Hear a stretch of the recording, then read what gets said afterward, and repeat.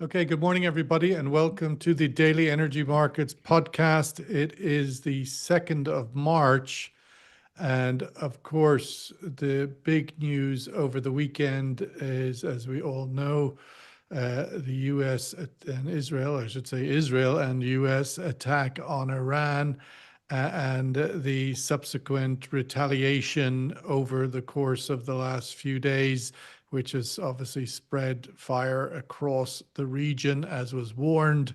The retaliation from the Iranian government and military to spread projectiles in every direction, including across the Gulf states and the big oil producing states. Brent crude oil trading this morning at $78.37. Dare I say it, only up at the moment, at least over 7%, still under $80 a barrel. So let's kick off this morning, as always, with Omar Najia, derivatives trader at BB Energy.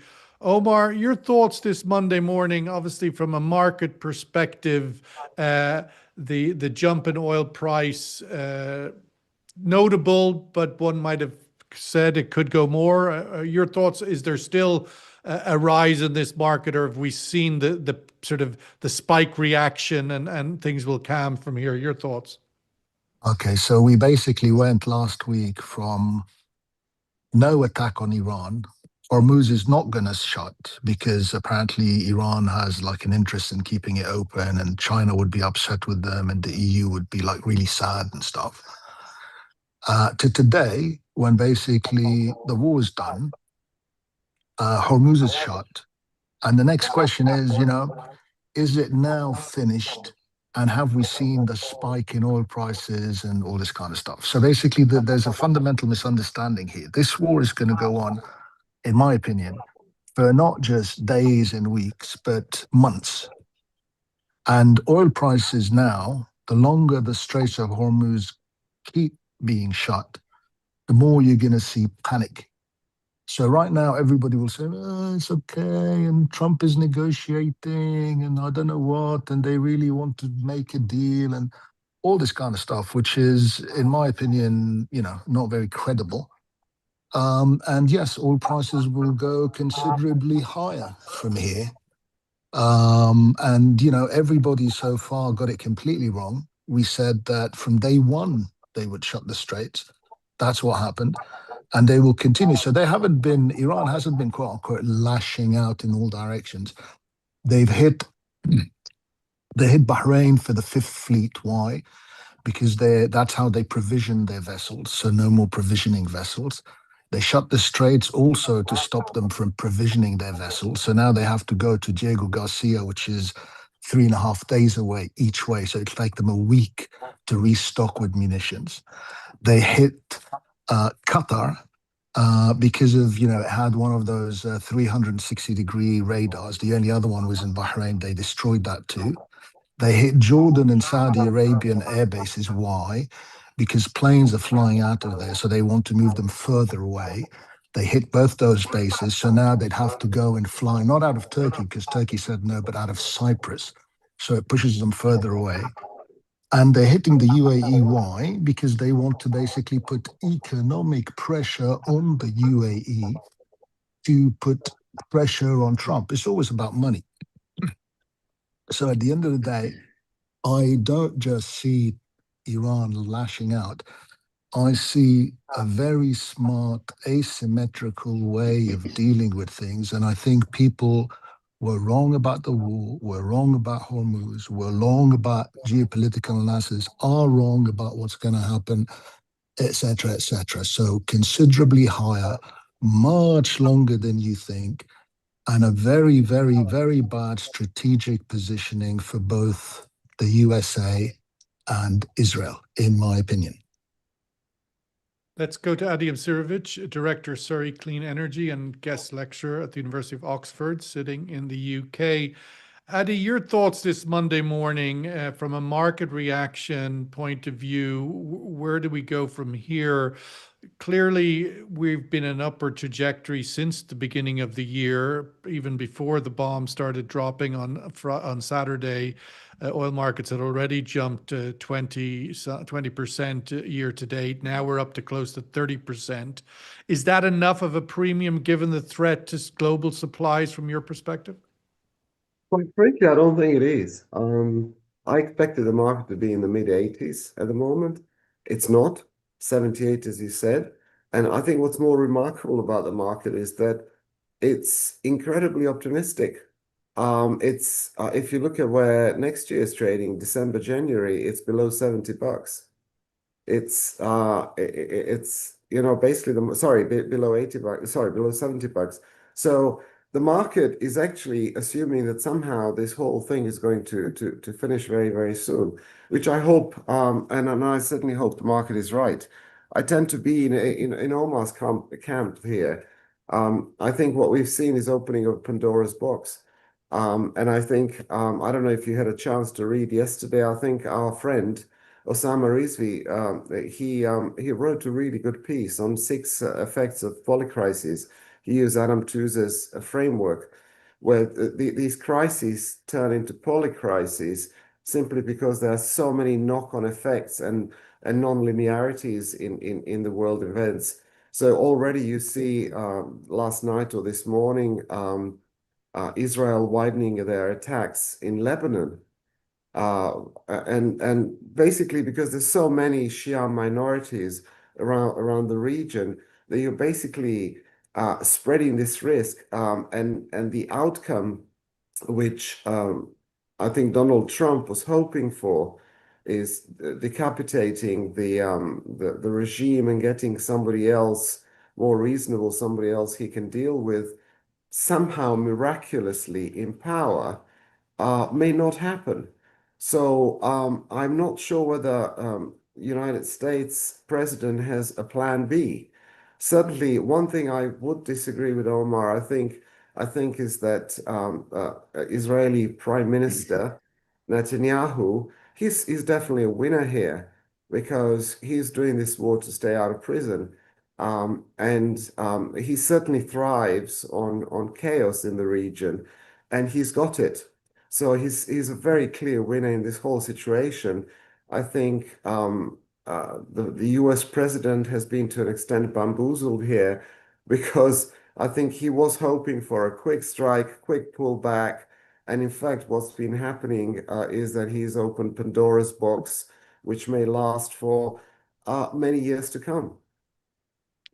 Let's go to Singapore, of course, in Asia, where a lot of the oil from the Middle East flows to, if not 90% of it these days. Russell Robertson, Chief Business Development Officer at Abax Exchange, based in Singapore. Russell, your thoughts this morning. We saw over the course of last year China's inventory build up above 1 million barrels a day, as sort of analyzed by many secondary sources, and that was on top of so the biggest oil importer in the world, China, it would appear, has stocks in excess of 1.5 billion barrels of storage. Not a lot to be concerned about here. Are your thoughts looking from Asia? Hi, morning, Sean. A little bit to what the guys are saying. I think when we first opened up the screen this morning, a little bit surprised that it wasn't higher, I think was my initial gut feeling. But then if you look at the charts, technically, we did have quite a high spike on the open. So if there was any shorts in there, they were probably taken out quite quickly. I think we got up to about $82.50 in Brent at one point, and it come down pretty quickly. So I think that goes to Adi's point very clearly about the curve. And it wasn't even that long ago we've been talking about supply guts and things like this. So that probably ties together the length that is already out there, particularly in China, and where people see the market going forward. But that does contradict my own thoughts, I must admit, when I think about what has happened here. So this is not a small thing. The actors involved are playing a number of different games, but when I see hotels in Dubai on fire, I find that very concerning. And there's a number of different ways this could go, but it's clearly not going to be a short-term issue. So prices, I think, are going to get a little bit disconnected from your geopolitical thinking, and we have to question how much of that has already been priced in with everything that's been going on in the last year and a half anyway. So I think, first of all, surprise. Secondly, think about it. What does the supply and demand fundamental tell us? And the question all about Straits of Hormuz, I guess, as well. Omar, looking at the scale of supply disruption here, ultimately oil markets will be assessing the structural sort of displacement from the point of view of the outlook going forward. We've seen we have sort of case studies to look at here in the aftermath of the overthrow of Saddam Hussein's government by the Americans in 2003, essentially caused a chaos in the country, a fragmentation we're still recovering from. But for a number of years, the oil and gas industry got seriously disrupted and took a long time to come back to some level that we're now seeing. Similarly in Libya after 2011. I'm wondering your sense of the threat to the Iranian oil and gas industry, which of course is similar scale as Iraq, even more gas. That the structural control and development and outlook for the industry could follow similar paths as we saw in Iraq and Libya. Let me tell you what I think. Basically, that what you're going to see is Iran hit all U.S. Gulf, all GCC installations of oil, refineries, all that kind of stuff. Nobody wants to recognize that this is existential for Iran. Everybody thinks that, it's not going that high and all this kind of stuff. Again, another fundamental misunderstanding. If the front price is basically whatever it is, and the back price is so much lower, that's called backwardation, right? The higher that backwardation, the more bullish the market, right? So prompt prices get bid up. So when the front price, let's say, is 100 and the back price is 70, if you look at another market in which it's basically 200 and the back price is 70, that 270 market is more bullish, right? The bigger that backwardation, the more bullish the market is. So that's how you use those kinds of differentials in price. It's not bearish because the price is cheap forwards. You look at that differential in price, it's about that backwardation. So there's two camps here. One says everything will be fine. We didn't go as high as we thought we would on, the day the market opened. But again, that's not how markets work. Markets work through fear, panic, and greed, right? So when things first happen, people get like an initial shock. Then mentally they tell themselves, it's going to be fine. Don't worry. It's not as bad as we thought. Look, we printed whatever it was. Let's say we printed 75 and now we're back to 70. It's okay. It's not going to be that bad. And then as time progresses, they're like, oh, shit, I think we're going to go high. Then we go above 75 and they're like, oh, my God, what are we going to do now? We're talking here about you and your oil trader peers rather than my grandmother in Dublin. The well-hardened market analysts and market traders who are used to trading stress and grief, they're the ones determining the outlook here. People are people. Everybody's the same. All human beings. Markets are human, people make markets, nothing else. So whether you're a trader or whether you're a doctor or whether you're a taxi driver, you all have the same kind of, sentiment. Sentiment is what drives markets, right? So it's not like one's a psychopath and the other one is, it's all the same.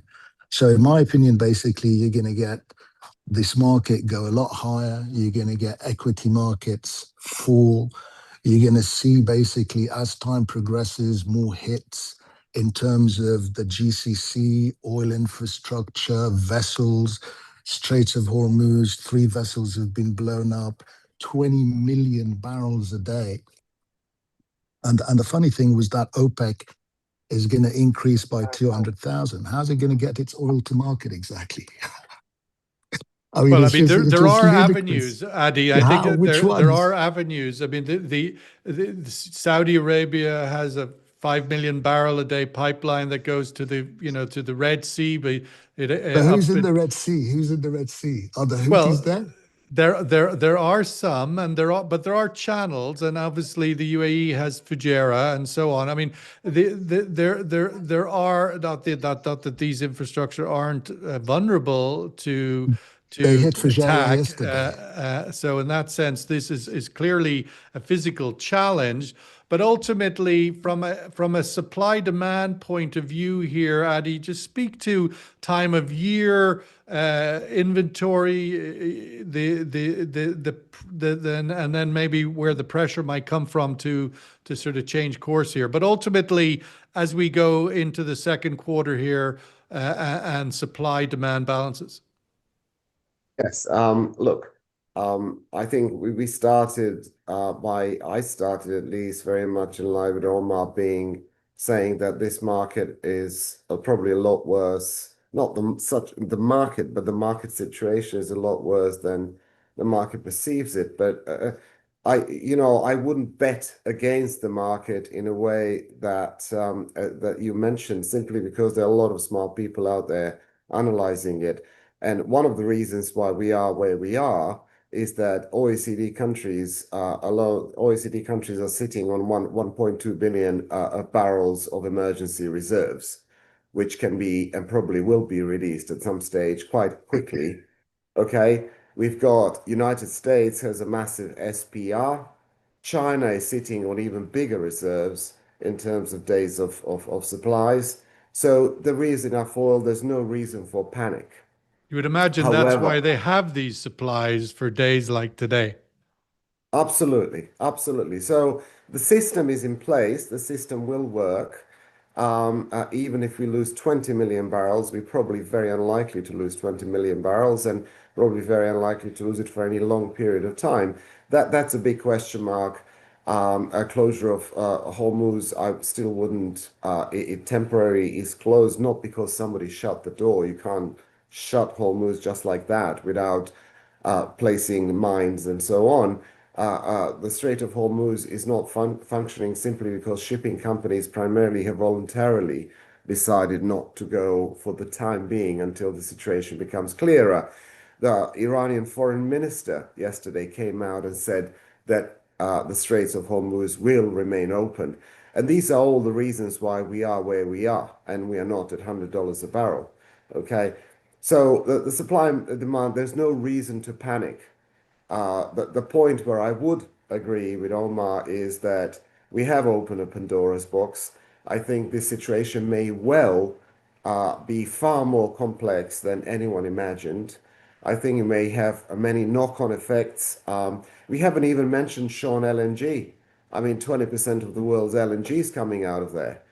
Okay, United Kingdom is very dependent on imported LNG, not necessarily from Qatar, but generally the whole supply demand situation is, the world is one great pool when it comes to LNG as well as oil. So that's one point. The other point nobody's talking about is the economic situation in the Gulf.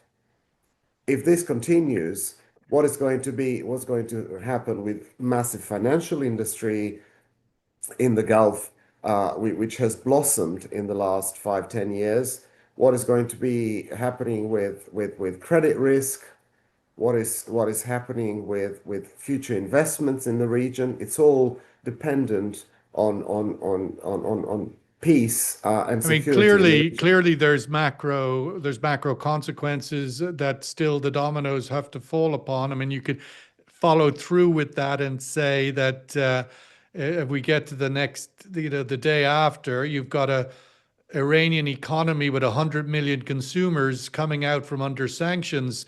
Dubai is very well placed to be the service hub for that economy at some point in the future, as it has been over the years in different ways. So there's clearly multiple elements to look through here. Russell, looking through to the vulnerable in Asia, India has practically no oil storage capabilities, unlike China, which is massive. Where are the vulnerabilities in Asia, do you think, this morning? So just can I quickly touch on Please. LNG, because LNG is an interesting subject that Addy brings up, and we've been looking at that this morning.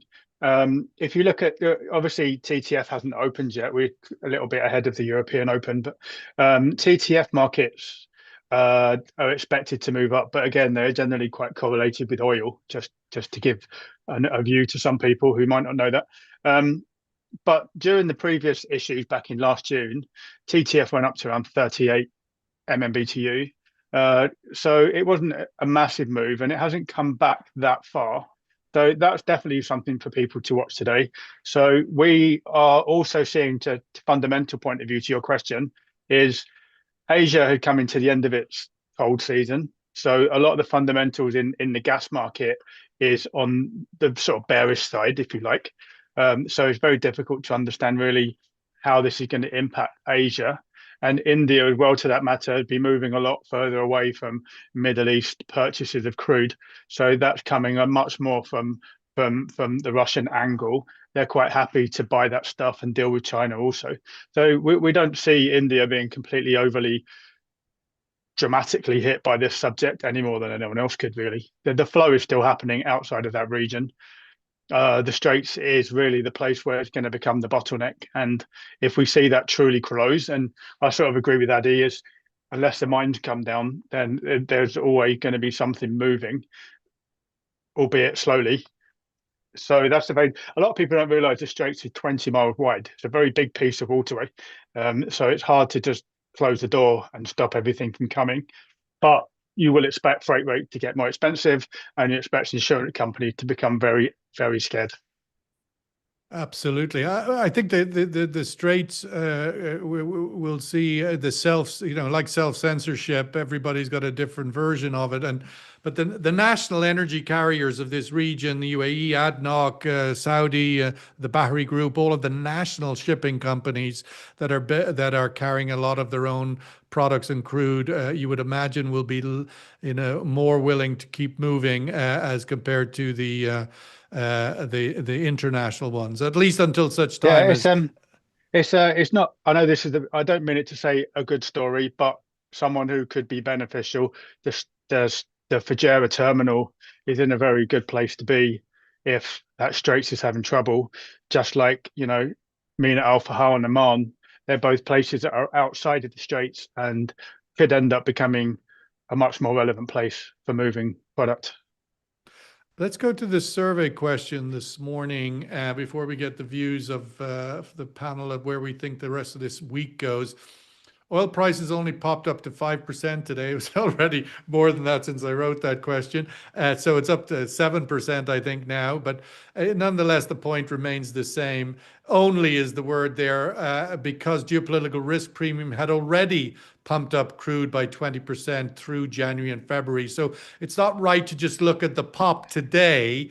They have to see this as being an anticipated for the last 2 months. And so we are talking about really the average, the forecasted price when we started the year and we did our annual survey, as many did, was $60 on Brent was the forecast average price at the start of the year. Most surveys returned, as did ours.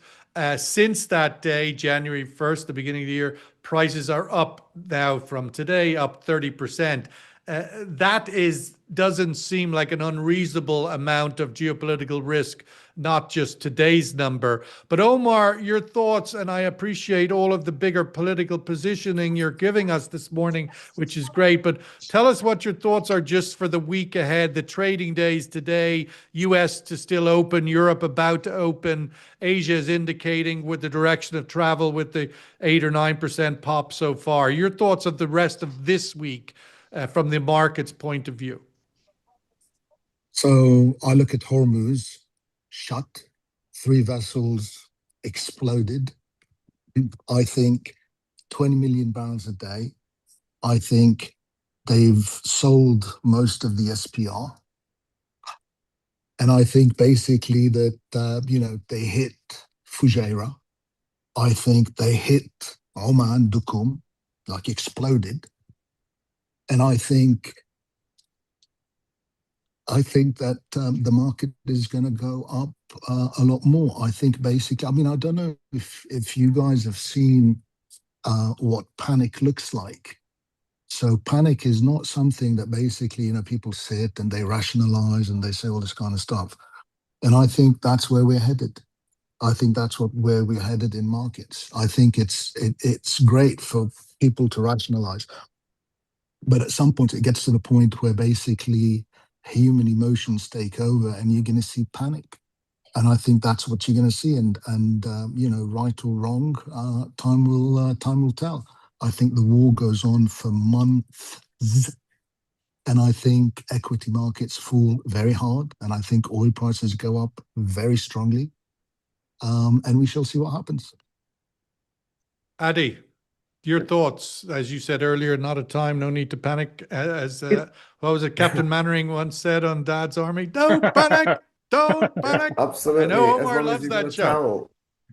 I think the first thing in the trading room, what would be happening is that you sit down and say well, assuming that you're in a major oil company, you're assuming where your oil's coming from. You assume that it's not going to come, and then you start covering from somewhere else. So that means that West African barrels are going to pick up in value. That means that US barrels are going to pick up in value, and all the safe barrels are going to pick up in value. You're looking obviously to cover with similar barrels, because here you've got OPEC sour, heavier barrels. You're replacing with lighter sweet crude. So anything is coming out of the Mediterranean, the grades like Kirkuk will pick up appreciably. Obviously, we have this situation where Russian crude, that would be a very good substitute, is not really necessarily accessible. So there are a number of things that you're going to sort out first. I think that IE, the International Energy Agency, together with the OECD countries, will have to release some strategic petroleum reserve, if nothing, then to calm the market down. I think the market is actually remarkably calm, and it's calmer than I would ever expected. But as I said, there is a reason for that. We do have very large reserves. China is sitting on even bigger reserves than OECD probably at the moment. And we've got a lot of safe crude coming from the United States. So, and they can release some SPR to calm their own markets. The last thing Donald Trump wants is gasoline prices going through the roof. So I do see the release of SPR at some stage if this war continues. Russell, your thoughts for the week ahead, and if you might just comment on, Russell, given the scale of the Chinese reserves and their habit on occasion to process more crude for refined products for exports to the Gulf or to the Asian market, could a China look at that? Yeah, potentially, but I'm not sure they will. I think this puts them in a very good position to be even more independent than they've been before. And I think they'll be quite happy to do that. Maybe strengthen the region a little bit, but I can't see them coming to the rescue for the Middle East or the US. My view for the week would be... But to make a few bucks, I mean, ultimately, they bought oil cheap and they could sell it across Asia, diesel and all the usual stuff. But finances is clearly a part of all of this, but I think it's more deeper in the geopolitical sense. So Venezuela and some of these other things that weren't even that long ago, I think we all came to the conclusion that there was certainly an anti-Asian Chinese element to those types of movement. So hey, maybe this turns around a bit on that front. And we tend to sensationalize a lot of these things. I mean, Trump ran his book on a low gasoline price. I mean, that's clearly not going to happen now. So my view for the week would be strap in. It's going to be volatile. I don't think it's a coincidence that once again they did their operations on a weekend. So when we did come in on Monday, we had a better picture. But to Omar's point, I think there's definitely more to come. And when these things do happen, and I hope they don't, but if some of the stuff that Omar thinks might happen, that's going to make things very volatile. So not just on the flat prices, but we have to then start thinking about, we just had a news item here in Asia that 130 flights have been downed in Thailand due to this issue. So it's moving around, and that impacts, you know, SAF and diesel and jet fuel and all these types of things. So suddenly you've got a whole bunch of spreads that are going to start blowing out as well. So it's going to be a very difficult time for traders.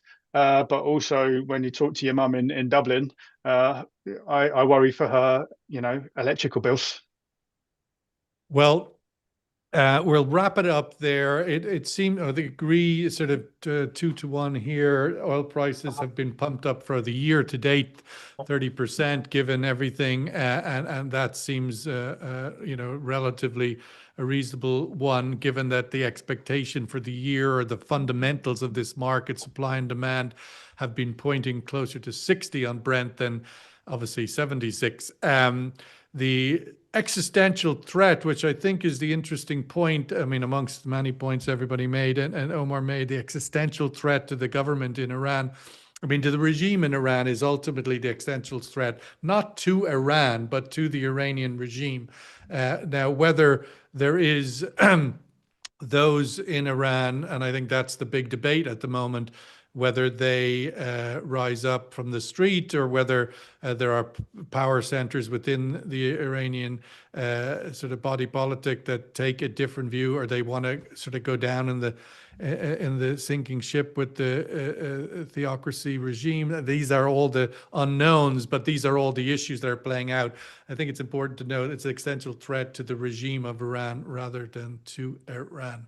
There's a lot to play out. We'll see where it goes. Oil prices trading where they are. And it'll be, obviously, as Omar points out, as Europe wakes up and America wakes up, does panic get into the... I would say that from my messages over the weekend, the further geographically people were from the region, the more panic in their messages, the more ignorance, the perception that this is a region, while Dubai has been certainly exposed to things over the weekend that we have never been in the past, and I never thought I would ever see. But in the scale of things, they were fairly minimal. In the scale of things, they were, you know, certainly disruptive, of course, because they've grounded all the airlines and they've put everybody into remote working. These are not insignificant, but from the perception that Dubai and the UAE and the region is somehow experiencing a similar thing as Tehran is completely wrong.